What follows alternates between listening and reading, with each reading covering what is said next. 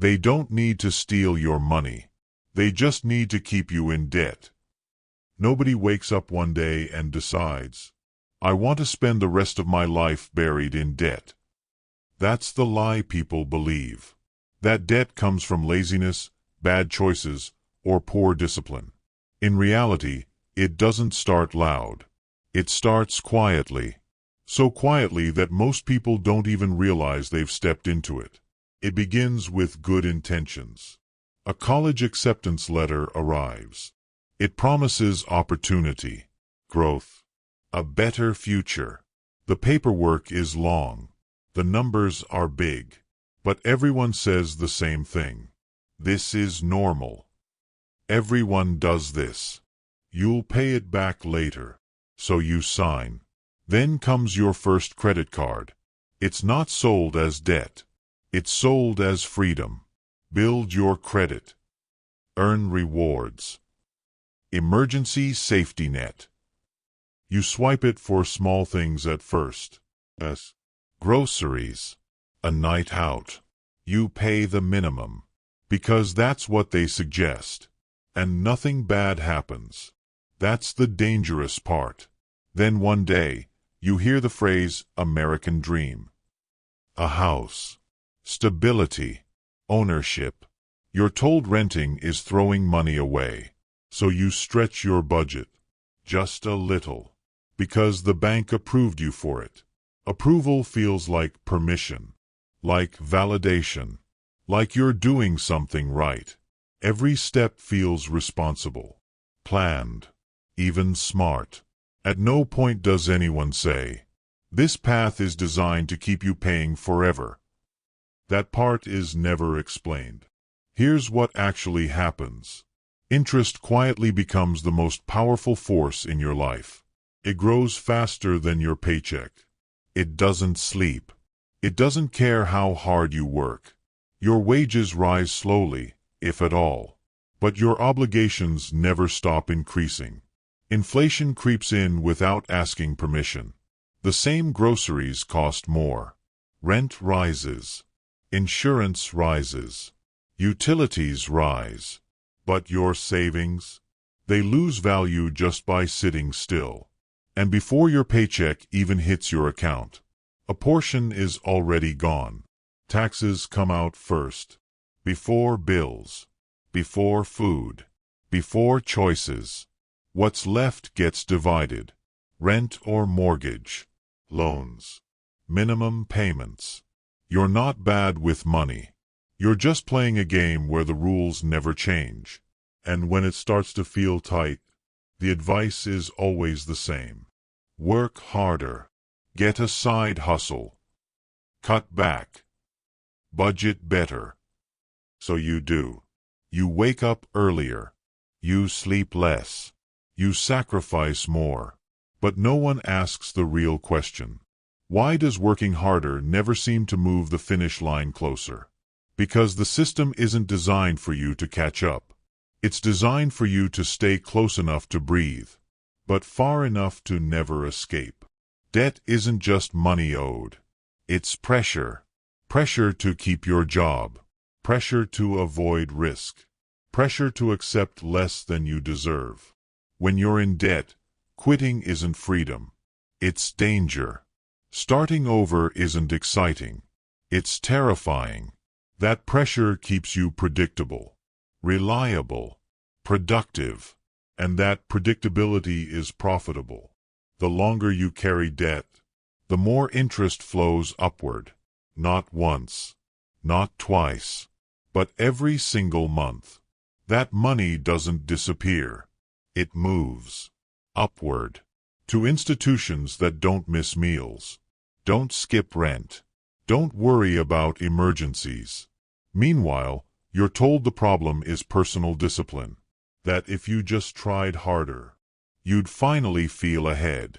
But notice something.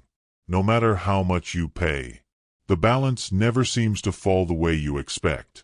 No matter how much you earn, life gets more expensive at the same time.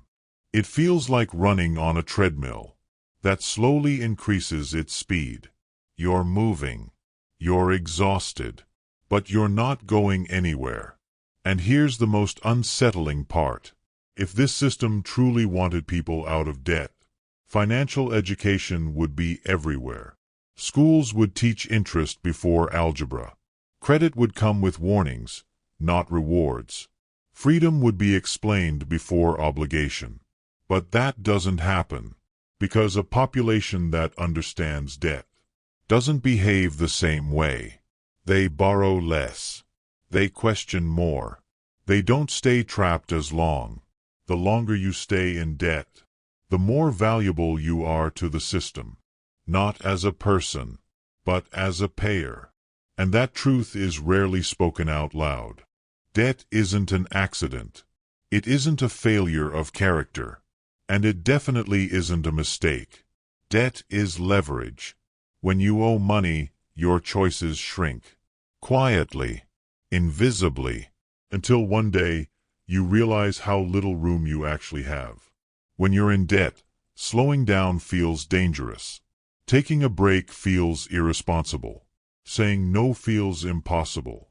You don't ask, "Is this job right for me?"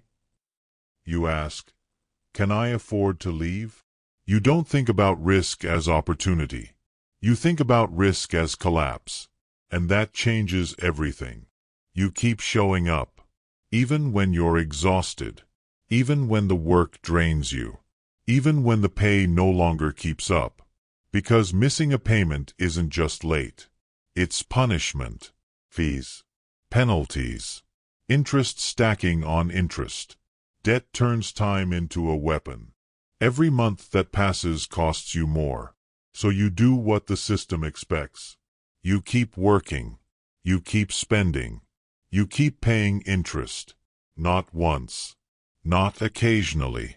But year after year after year. And while you're doing that, something else is happening quietly. Debt keeps people compliant. When you owe money, you're easier to manage. You're less likely to question authority. Less likely to challenge unfair systems. Less likely to step away. Because stability matters more than freedom. When freedom feels risky.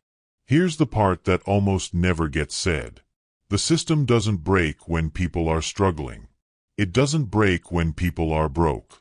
It breaks when people are independent. A debt-free population moves differently. They choose jobs instead of clinging to them. They negotiate harder. They walk away faster. They don't panic as easily. They don't fear every unexpected expense. They don't depend on credit to survive. And that's dangerous. Not for society. For the systems that profit from dependency. That's why financial education is rare. And when it does exist, it's shallow. You're taught how to earn, but not how money controls behavior. You're taught how to borrow, but not how interest really works. You're taught how to budget, but not how systems are designed to outpace you. Notice what's missing. No one explains how debt influences your decisions. No one explains how it shapes your tolerance for stress. No one explains how it quietly limits your future. Instead, freedom is framed as reckless. Caution is framed as maturity. Obedience is framed as responsibility. School teaches you to follow instructions, meet deadlines, stay consistent, but it never teaches you how to exit. Not how to exit debt, not how to exit dependency, not how to exit systems that no longer serve you. Because once you understand the game, you stop playing it blindly. You stop seeing debt as normal.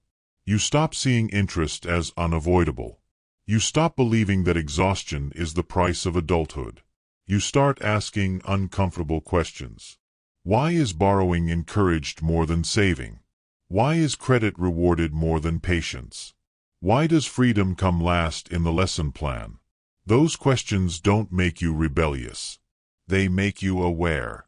And awareness changes behavior. A person who understands leverage doesn't rush into debt. They don't chase approval from lenders. They don't confuse access with wealth. They move slower. They question incentives. They protect their time as fiercely as their money. That's the real threat. Not anger. Not protest. But clarity. A clear mind doesn't panic when fear is marketed. It doesn't overspend when urgency is manufactured. It doesn't surrender choice for convenience. That kind of person is harder to control. So the game continues quietly. Debt stays normalized. Questions stay discouraged. Freedom stays postponed.